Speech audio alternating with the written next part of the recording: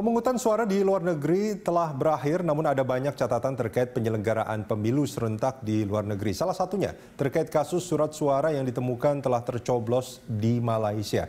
Untuk mengetahui informasi terkini, kita akan bergabung dengan reporter Anggit Hermawati dan juga juru kamera Andini Anissa dari Gedung KPU Jakarta. Anggit, ini kalau kita melihat antusiasme warga negara Indonesia di luar negeri ini cukup besar sekali dalam proses atau partisipasi mereka dalam proses pemungutan suara. Tapi ada beberapa catatan termasuk apa yang terjadi di Malaysia, ada surat suara yang sudah tercoblos. Anda punya informasi ini bagaimana respons dari KPU, Anggit?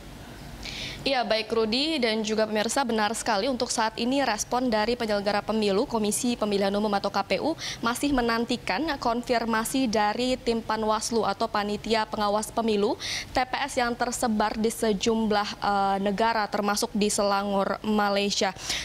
Untuk terkait permasalahan yang sebelumnya terjadi di Selangor, Malaysia, ini diduga sejumlah surat suara sudah tercoblos pada bagian gambar salah satu paslon.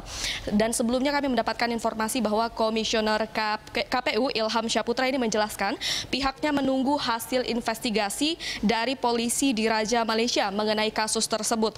Dan menurut data DPT Pemilu Luar Negeri yang dirilis oleh Komisi Pemilihan Umum atau KPU, ini Malaysia merupakan negara dengan jumlah pemilih paling banyak, yaitu totalnya ada sekitar 558.873 orang.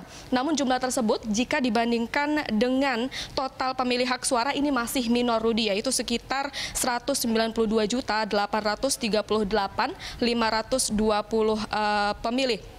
Sebelumnya kami juga mendapatkan informasi bahwa pemungutan surat suara di TPS lainnya, yaitu berada di Australia, tepatnya itu di Sydney, ini masih dimungkinkan apabila ada rekomendasi dari Panwaslu setempat dan masih ada surat suara yang tersisa. Dapat diinformasikan bahwa pemilihan umum yang dilakukan di luar negeri saat ini sudah berakhir semenjak 14 April lalu atau kemarin hari. Sebelumnya, sejumlah warga negara Indonesia di Sydney ini mengeluhkan tidak dapat menyalurkan hak pilihnya karena TPS-nya sudah ditutup.